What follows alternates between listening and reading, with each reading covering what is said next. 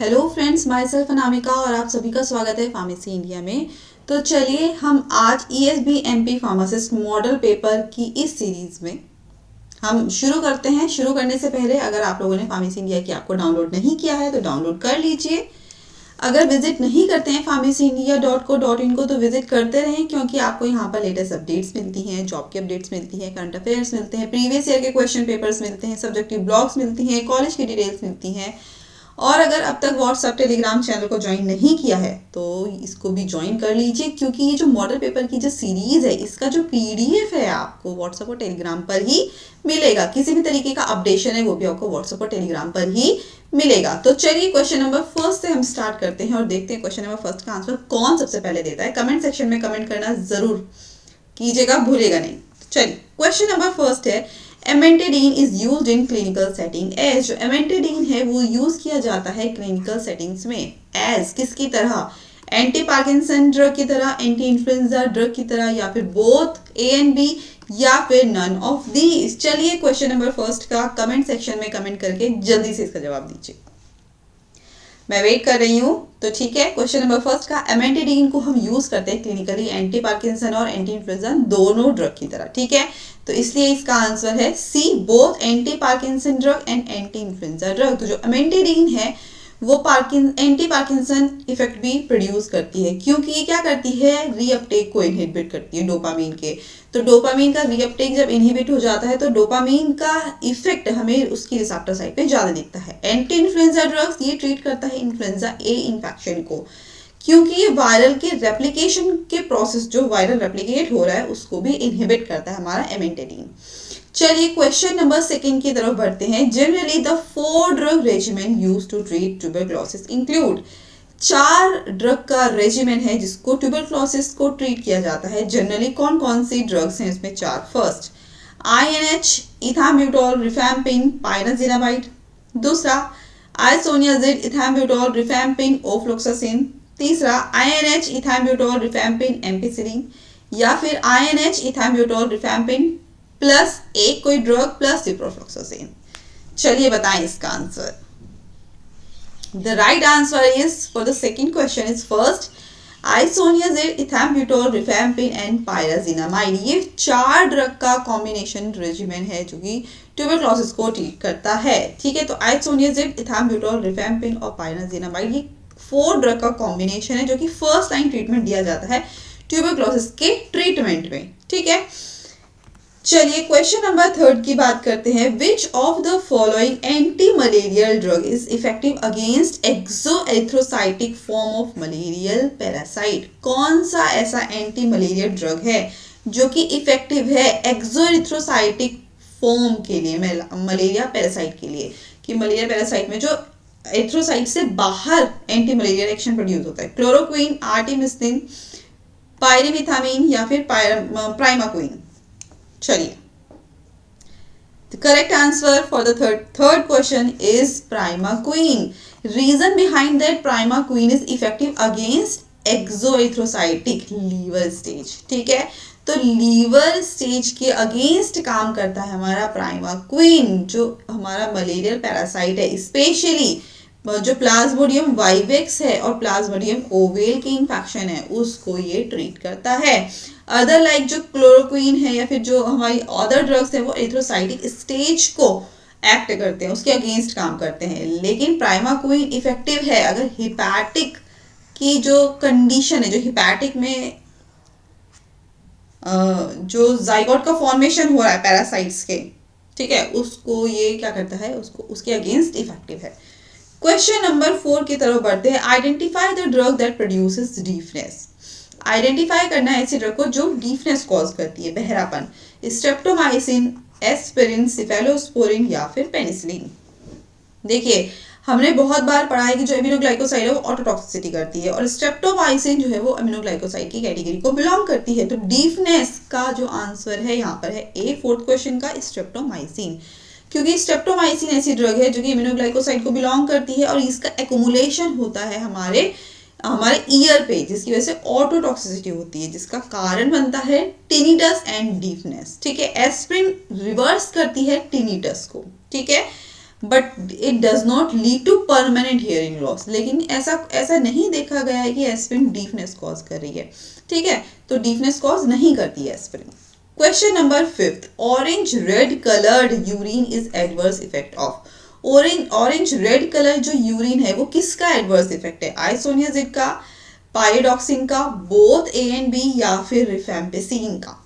Question number 5 का answer, और देखिए आप लोगों के लिए एक सहूलियत और की गई है फार्मेसी इंडिया की तरफ से, जो भी एक्सप्लेनेशन दिया गया है, जो भी करेक्ट आंसर है उसका जो एक्सप्लेनेशन दिया गया है वो बताया गया है कि कौन सी बुक से, कौन से पेज नंबर से, कौन से एडिशन से लिया गया है, ताकि आपको कंफ्यूजन ना हो कि ये आंसर सही है या गलत है, या फिर नेट में कुछ और दिया गया है हम कुछ और पढ़ रहे हैं। नहीं, बुक के रेफरेंस से हमने ये रेफर की है, ठीक है।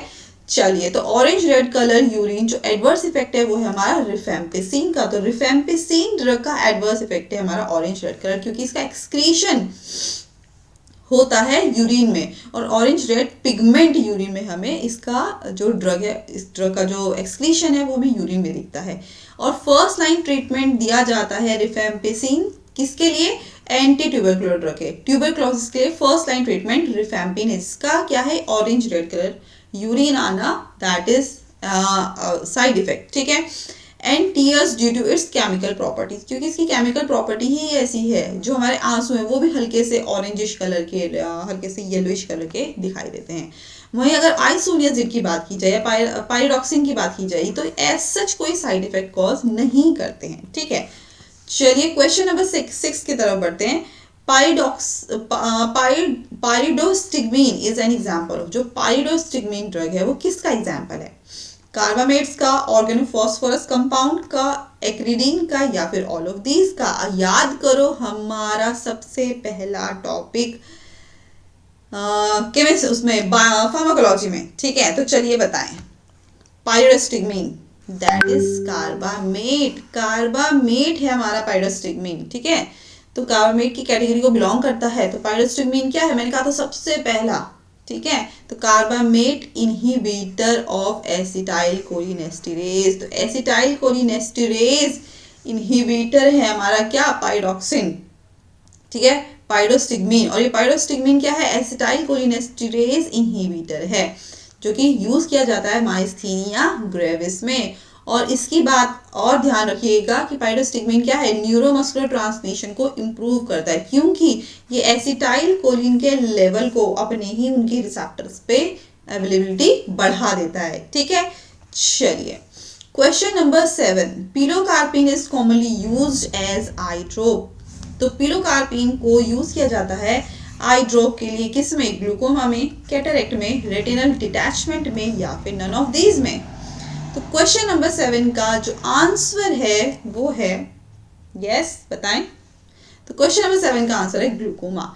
तो ग्लूकोमा की कंडीशन में क्या हो रहा है? जो एक्वस ह्यूमर है, जो ह्यूमर प्रेशर क्रिएट हो रहा है, इंट्राओकुलर प्रेशर जो क्रिएट हो रहा है हमारी आईज में, वो बढ़ रहा है। और पिलोकार्पिन क्या करती है? आई ड्रॉप की तरह यूज की जाती है, क्योंकि ये एक्वस ह्यूमर के जो प्रेशर क्रिएट हो रहा है, इंट्राओकुलर प्रेशर जो क्रिएट हो रहा है, उसको डिक्रीज करता है पिलोकार्पिन, ठीक है। और बात की जाए पिलोकार्पिन की, तो ये कहाँ बाइंड करता है? मस्केरेनिक एगोनिस्ट की तरह काम करता है, ठीक है। जो एसिटाइलकोलिन के जो रिसेप्टर्स हैं, मस्केरेनिक और निकोटिनिक, उन रिसेप्टर्स को बाइंड करता है, स्पेशली मस्केरेनिक रिसेप्टर को बाइंड करता है। और इंट्राओकुलर प्रेशर जो कि बहुत ज्यादा लग रहा है आंख में, उसको रिड्यूस करता है in the condition of glaucoma, okay. And also it works by increasing the outflow of aqueous humour, जो हमारी आंख में जो फ्लूइड का फॉर्मेशन हो रहा है, एक्वस ह्यूमर का जो फॉर्मेशन हो रहा है, उसके भी आउटफ्लो को, उसके बाहर निकालने को भी बढ़ा देता है, ठीक है। चलिए क्वेश्चन नंबर 8 बताएं। Dash is the drug of choice for motion sickness. कौन सा ड्रग है जो कि ड्रग ऑफ चॉइस है मोशन सिकनेस में? पायरेनज़ेपिन, स्कोपोलामीन, रबर, या फिर ऑल ऑफ द अबव? चलिए बताएं।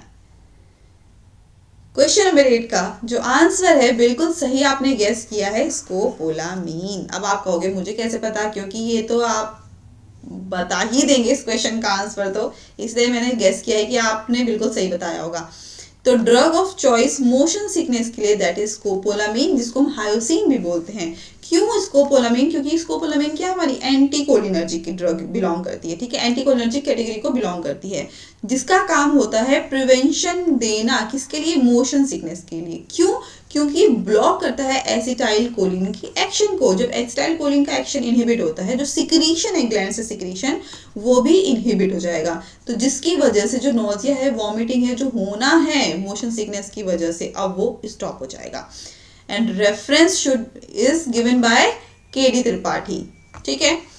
चलिए, क्योंकि आप एमपी फार्मासिस्ट की तैयारी कर रहे हैं या फिर और भी आप कॉम्पिटिटिव एग्जाम की तैयारी कर रहे हैं, तो ईएसबी मध्य प्रदेश फार्मासिस्ट के लिए स्पेशल एक बुक को लॉन्च किया गया है फार्मेसी इंडिया की तरफ से, जिसमें आपके ऑलमोस्ट सभी सब्जेक्ट्स इंक्लूड हैं। तो इस बुक को मंगा लीजिए, जिसमें आपको मिलते हैं 5000 से ज्यादा क्वेश्चन, जो कि एमसीक्यू बेस्ड क्वेश्चन है। मिशन फार्मासिस्ट की बुक आप ऑर्डर कर सकते हैं, जो कि प्रीवियस ईयर के क्वेश्चंस के ऊपर डिपेंड करती है, बेस पे है। पुराने क्वेश्चन पेपर्स जो हैं उनके बिहाफ पे ये ड्रग उनके बिहाफ पे एमसीक्यू बनाई गई हैं। तो फ्लिपकार्ट पे अवेलेबल है, आप मंगा लीजिए। क्वेश्चन नंबर 9 की तरफ बढ़ते हैं। Which of the following shows high first pass metabolism? कौन सा नीचे दिया गया हाईएस्ट फर्स्ट पास मेटाबॉलिज्म रखता है? प्रोपेनोलॉल, फिनेटोइन, फिनाइलब्यूटाजोन या फिर नन ऑफ दीज? चलिए, इसका आंसर फर्स्ट पास मेटाबॉलिज्म का है प्रोपेनोलॉल, जो high first pass metabolism show करता है। The drug name is propranolol. Propranolol क्या हमारी बीटा ब्लॉकर है, बीटा 1 रिसेप्टर को ब्लॉक करती है, लेकिन ये significantly first pass metabolism cause करती है in the liver.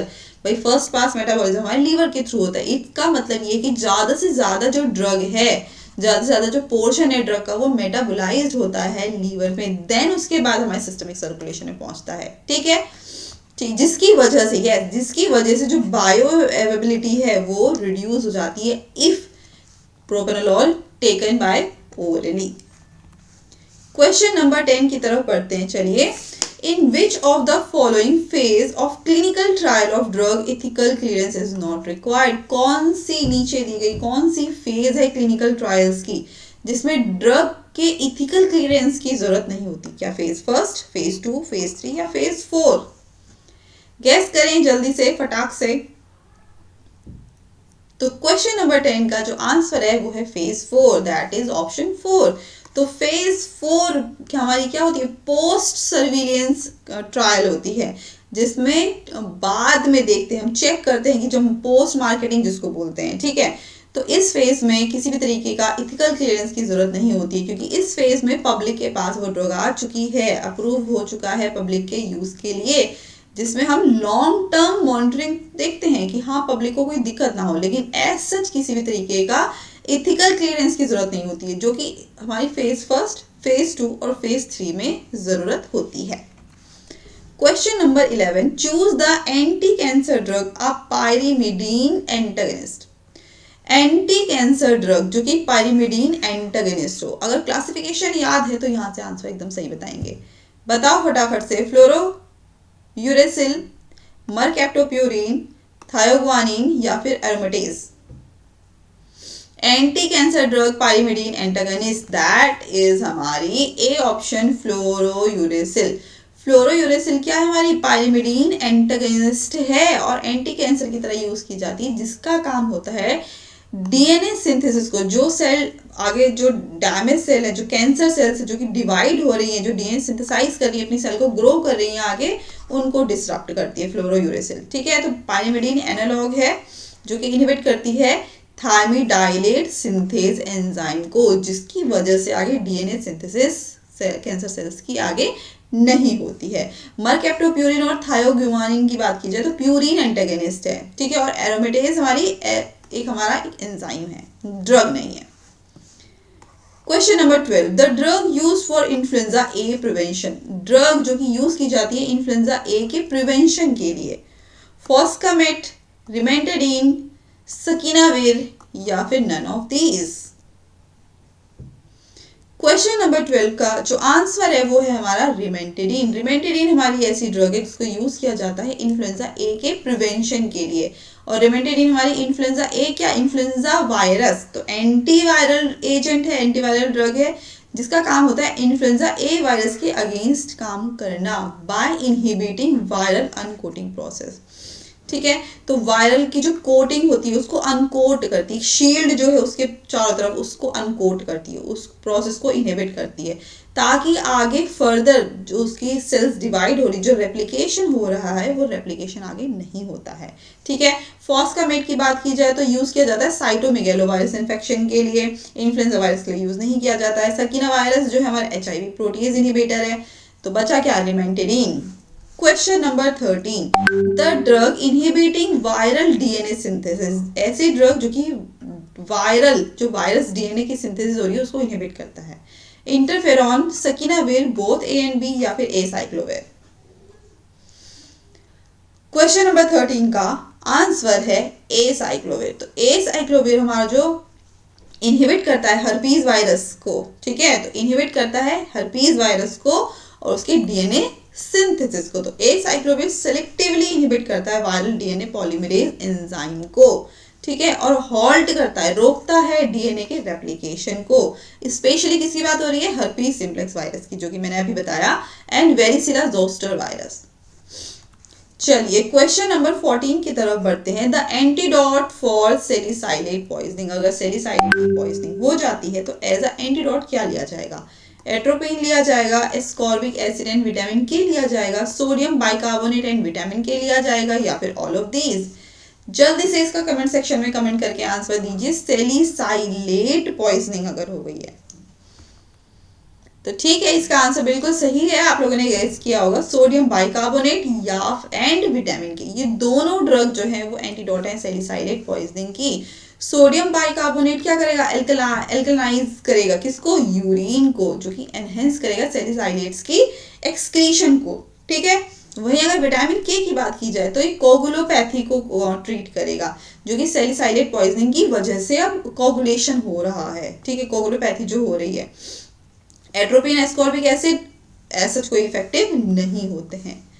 Question number 15, identify wrong statement about barbiturates. अब आइडेंटिफाई करना है कि बार्बिचुरेट्स के बारे में गलत स्टेटमेंट क्या दिया गया है। तो first sedative and hypnotic effect, दूसरा एंटी कन्वर्जेंट इफेक्ट, तीसरा बोथ A एंड B, या फिर तीसरा एंटी पायरेटिक इफेक्ट। चलिए, जिसका आंसर तो आपकी तरफ से बनता है बिल्कुल। क्वेश्चन नंबर 15 का आंसर है एंटीपायरेटिक। देखो एंटीपायरेटिक क्यों नहीं होगा, एंटीपायरेटिक वो ड्रग होती है जो कि फीवर को नॉर्मलाइज करती हैं, ठीक है, कम करती हैं अगर हाइपरथर्मिया हो चुका है। लेकिन barbiturate sedative, hypnotic, anti convulsant दोनों इफेक्ट प्रोड्यूस करती है, लेकिन एंटीपायरेटिक इफेक्ट ऐसा कुछ प्रोड्यूस नहीं करती है। ठीक है, चलिए क्वेश्चन नंबर 16 बताएं। A single epileptic seizure lasting more than 5 minutes or 2 or more seizure within a 5-minute period without the person returning to normal between them is। एक सिंगल एपिलेप्टिक सीजर जो कि लंबे टाइम तक रह रहा है, more than 5 minute, 5 minute से ज़्यादा हो सकता है, 2 मिनट से ज़्यादा, या फिर मोर सीजर, एक इसी दौरान काफ़ी सारे सीजर्स एक साथ आ गए हैं 5 मिनट के अंतराल में। ठीक है, विदाउट द पर्सन, जिसमें पर्सन को कोई रिटर्न नहीं है, कि कोई ऐसा नहीं है कि वो नॉर्मल होने के बाद उसको ऐसा जो है बैक टू बैक उसको क्या हो रहा है, सीजर्स अटैक आ रहे हैं। उस टर्म को क्या कहा जाएगा, grand mal epilepsy, myoclonic jerking, petit mal epilepsy, या फिर स्टेटस एपिलेप्टिकस। सही आंसर देने वाले को इनाम मिलेगा। चलिए बताएं क्वेश्चन नंबर 16 का आंसर। तो क्वेश्चन नंबर 16 का आंसर है स्टेटस एपिलेप्टिकस, और ये वो कंडीशन है, एक मेडिकल इमरजेंसी कंडीशन, जब back to back seizures attack आ रहे हैं। ठीक है, रिकरेंट हो रहा है बार बार, कि एक एपिसोड आया उसके बाद तुरंत दूसरा कोई एपिसोड आ गया। ठीक है, तो इसके बीच में कोई रिकवरी नहीं होती है। अक्सर क्या होता है, और कंडीशन में सीजर्स क्या होते हैं, 1-2 मिनट के लिए आए, रुक गए, ठीक है, फिर उसके बाद होता है शुरू। लेकिन स्टेटस एपिलेप्टिकस में किसी तरीके का बीच में कोई रिकवरी नहीं है, back to back seizures attack आते हैं। ग्रैंड मेल एपिलेप्सी क्या है, इसको हम क्या बोलते हैं, जनरलाइज टोनिक क्लोनिक सीजर बोलते हैं। लेकिन इसमें ऐसा कोई प्रोलॉन्ग ड्यूरेशन नहीं है कि लंबे टाइम तक सीजर अटैक आ रहे हैं, ऐसा नहीं होता। पेटेंट माल एपिलेप्सी क्या है, एब्सेंट सीजर है। ठीक है, मायोक्लोनिक जर्किंग, इसमें क्या होता है, इनवॉलंटरी मसल कॉन्ट्रैक्शन होते हैं, हम चाहते नहीं है लेकिन फिर भी मसल कॉन्ट्रैक्शन होते रहते हैं। Question number 17, the drug of choice in treatment of status epilepticus is, drug of choice क्या होगी स्टेटस एपिलेप्टिकस के ट्रीटमेंट में? डायज़ेपाम, फिनोबार्बिटोन, कार्बामेज़ेपिन या फिर none of these? Drug of choice in the treatment of status epilepticus, और ये मैंने पहले भी बताया है अगर आपको याद होगा, that is diazepam. Diazepam बेंजोडाइज़ेपिन category को बिलोंग करती है और फर्स्ट लाइन ट्रीटमेंट है हमारे स्टेटस एपिलेप्टिकस का। और क्यों? क्योंकि इसका रैपिड एक्शन शुरू होता है। ठीक है, डायज़ेपाम क्या होती है, तुरंत अपना एक्शन प्रोड्यूस करती है और गाबार्जिक रिस्पॉन्स प्रोड्यूस करती है। गाबार्जिक रिस्पॉन्स मतलब इनहिबिशन कॉज करती है, इनहिबिटरी रिस्पॉन्स प्रोड्यूस करती है हमारे ब्रेन में, जिसकी वजह से हम थोड़े से रिलैक्स हो जाते हैं, जो सीजर्स हैं वो कहीं ना कहीं डाउन होना शुरू हो जाते हैं। क्वेश्चन नंबर 18 बताइए, चलिए, which one of the following drug is psychotomimetic? कौन सी ड्रग है जो कि साइकोटोमाइमेटिक है? Reserpine, morphine, LSD, full form बताऊंगी, नन ऑफ दीज। चलिए, मेरे बताने से पहले अगर किसी को फुल फॉर्म पता है तो फटाफट से कमेंट कर दो। चलिए, इसका आंसर बिल्कुल सही है, LSD। अगर हम बोल रहे हैं कि one of the following drug जो कि साइकोटोमाइमेटिक है, दैट इज लिसर्जिक एसिड डाइथाइलामाइड। ठीक है, तो जिसको हम LSD बोल रहे हैं, और ये साइकोटोमाइमेटिक ड्रग है जो कि जिसके अंदर क्या चीजें होती हैं, हेलुसिनेशन जैसी कंडीशन होती है, परसेप्शन ऑल्टर हो जाता है, जो हमारी सोचने समझने की जो शक्ति है, जो क्षमता है, वो चेंज हो जाती है by acting as a serotonin receptor agonist. किसकी तरह जब काम करती है? सेरोटोनिन रिसेप्टर एगोनिस्ट की तरह काम करती है। ठीक है, रिजापाइन क्या करता है? डिप्लीट करता है मोनोअमीन्स को। ठीक है, and is an anti hypertensive. वहीं अगर मॉर्फिन की बात की जाए तो वो क्या हमारी ओपियोइड एनाल्जेसिक है। Question number 19, duration of nitroglycerin action sublingual is. Nitroglycerin का ड्यूरेशन ऑफ एक्शन पूछा गया है सबलिंगुअली रूट से अगर ली जा रही है। 10 to 30 minute, 7 to 8 hours, 3 to 5 minute या फिर 2.4 2.5 से 2 घंटा। ड्यूरेशन पूछा गया है नाइट्रोग्लिसरीन का। चलिए, सही आंसर बिल्कुल है 10 to 30 minute. Duration of action अगर नाइट्रोग्लिसरीन को सबलिंगुअल रूट से लिया जाए तो उसका जो एक्शन हमें दिखता है 10 से 30 मिनट तक दिखता है, कि 10 मिनट से आधे घंटे तक इसका एक्शन दिखता है, और रैपिड रिलीफ देता है हमारा नाइट्रोग्लिसरीन किसमें? एंजाइना की कंडीशन को ट्रीट करने के लिए। ठीक है, और एंजाइना आप सभी को पता है जब ऑक्सीजन की डिमांड बहुत ज्यादा बढ़ जाती है, चेस्ट पेन होता है। क्वेश्चन नंबर 20 बताएं, which drug is used in treating supraventricular tachycardia? कौन सी ड्रग है जिसको यूज किया जाता है सुप्रावेंट्रिकुलर टेकिकार्डिया को ट्रीट करने के लिए? ठीक है, डिजॉक्सिन, डोपामीन, एमरिनॉन या फिर ऑल ऑफ द अबव? तो इसका आंसर है 20 का डिजॉक्सिन। तो सुप्रावेंट्रिकुलर टेकिकार्डिया को ट्रीट करता है हमारा डिजॉक्सिन, और डिजॉक्सिन क्या है? स्लो करता है कंडक्शन को एवी नोड के, जो एवी नोड में जो कंडक्शन हो रहा है उस कंडक्शन को रिड्यूस करता है हमारा डिजॉक्सिन, जिसकी वजह से क्या होगा? वेंट्रिकुलर रेट, ठीक है, सुप्रावेंट्रिकुलर टेकिकार्डिया वाली जो कंडीशन है उसको भी कंट्रोल करेगा, उसको भी रिड्यूस करेगा। ठीक है, जैसे कि आर्टीरियल फिब्रिलेशन जैसे हो रहा है तो आर्टीरियल फिब्रिलेशन को कंट्रोल करेगा। Question number 21, which is a class second anti arrhythmic drug? Class second anti arrhythmic drug कौन सी है? वेरापामिल है, प्रोपेनोलॉल है, लिडोकिन है या फिर नन ऑफ दीज है? क्लासिफिकेशन चलिए बताएं, which is class second anti arrhythmic drug? तो ऑप्शन बिल्कुल सही है, प्रोपेनोलॉल। तो प्रोपेनोलॉल हमारी एंटी एरिथमिक ड्रग है लेकिन क्लास सेकंड को बिलोंग करती है। ठीक है, और क्लास सेकंड क्या है? प्रोपेनोलॉल हमारा बीटा ब्लॉकर है। ठीक है, जो कि सिंपैथेटिक एक्टिविटी को रिड्यूस करता है, हार्ट रेट को स्टेबलाइज करता है। Question number 22, which one of the following is an example of bulk laxative? Bulk laxative का एग्जाम्पल पूछा गया है नीचे दिए गए में से। सेना, कैस्टर ऑयल, इसबगोल जिसको हम प्लांटेगो ओवाटा बोलते हैं, या फिर नन ऑफ दीज? चलिए, इसका आंसर 22 का है थर्ड, इसबगोला। इसबगोल जो प्लांटेगो ओवाटा। ठीक है, तो प्लांटागो ओवाटा हमारा बल्क लेक्सेटिव है। बल्क लेक्सेटिव मतलब जो स्टूल के फॉर्मेशन की क्वांटिटी को बढ़ा देता है, दैट इज सब गोल, क्योंकि बल्क फॉर्मिंग लेक्सेटिव्स हैं जो कि एब्जॉर्ब करता है वाटर को और इंक्रीज करता है स्टूल के बल्क को, क्वांटिटी को, और बॉल मूवमेंट को प्रोड्यूस करता है, फैसिलिटेट करता है, हेल्प करता है, ठीक है, कि इजीली डिफिकेट हो सके इंसान। Question number 23, identify the anti emetic agent from the following. Anti emetic agent identify करना है, ऑन्डेंसिट्रोन है, एमेटिन है, मॉर्फिन है, या फिर सोडियम डाइऑक्साइड है। तो एंटी एमेटिक एजेंट जो नीचे दिए गए में से है that is ondansetron. A option is the correct. Ondansetron हमारा क्या है, एंटी एमेटिक एजेंट है। ये हमारा 5HT3 रिसेप्टर को ब्लॉक करता है ताकि जो वॉमिटिंग इंड्यूस हो रही है वो एंटी एमेटिक इफेक्ट प्रोड्यूस कर सके, ठीक है। कीमोथेरेपी से जो नोजिया वॉमिटिंग होने वाली है, ऑन्डेंसिट्रोन उसको क्या करता है, इनहिबिट करता है by inhibiting 5HT3 receptor. Okay, question number 24, tincture of opium is used इन। जो टिंक्चर है ओपियम का, ठीक है, उसको यूज किया जाता है डायरिया में, वॉमिटिंग में, कॉन्स्टिपेशन में, या फिर नन ऑफ दीज में। टिंक्चर ऑफ ओपियम, तो ओपियम का जो टिंक्चर है that is used in diarrhoea, ठीक है। तो डायरिया में यूज किया जाता है क्योंकि कॉन्स्टिपेशन जैसा ये अपना एक्शन प्रोड्यूस करता है। Tincture of opium morphine preparation है, ठीक है, जिसका काम होता है इंटेस्टाइनल मोटिलिटी को रिड्यूस करना। इंटेस्टाइनल मोटिलिटी क्या हुई, डायरिया, जो कि बहुत इफेक्टिव है डायरिया को कंट्रोल करने के लिए। आज का last question, the drug of choice in motion sickness. Drug of choice बतानी है मोशन सिकनेस के लिए। इस क्वेश्चन का आंसर दिया तो मिलेगा 2 रुपया।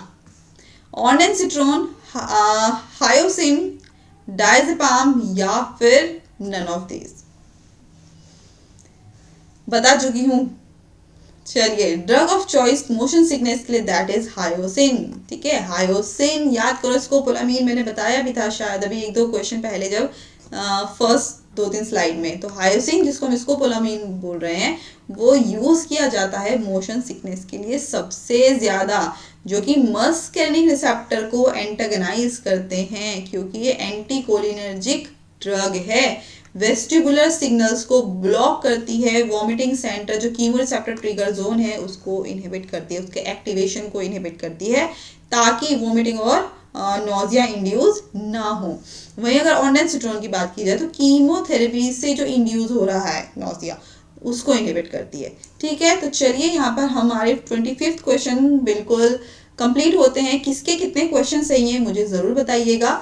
अगर आप लोगों ने फार्मेसी इंडिया की ऐप को डाउनलोड नहीं किया है तो डाउनलोड कर लीजिए अब तक, क्योंकि आप लोग कॉम्पिटिटिव एग्जाम की तैयारी कर रहे हैं, फार्मासिस्ट की तैयारी कर रहे हैं, तो आपके पास ये 2 बुक होना बहुत ज़रूरी है।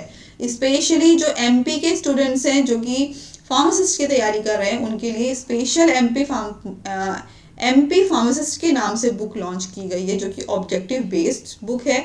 वहीं मिशन फार्मासिस्ट जो कि प्रीवियस ईयर क्वेश्चन के बेस पे बुक आई है, फ्लिपकार्ट पे अवेलेबल है, आप मंगा लीजिए। विजिट नहीं करते हैं तो वेबसाइट को विजिट करते रहें। टेलीग्राम व्हाट्सएप को ज्वाइन नहीं किया है तो ज्वाइन कर लीजिए, पीडीएफ आपको यहाँ पर ही मिलेगा, कोई भी अपडेशन है आपको व्हाट्सएप और टेलीग्राम पर ही मिलेगा। Thank you so much, take care, bye bye. Next time फिर दोबारा से नेक्स्ट क्वेश्चन के साथ तब मिलते हैं, तब तक के लिए टेक केयर।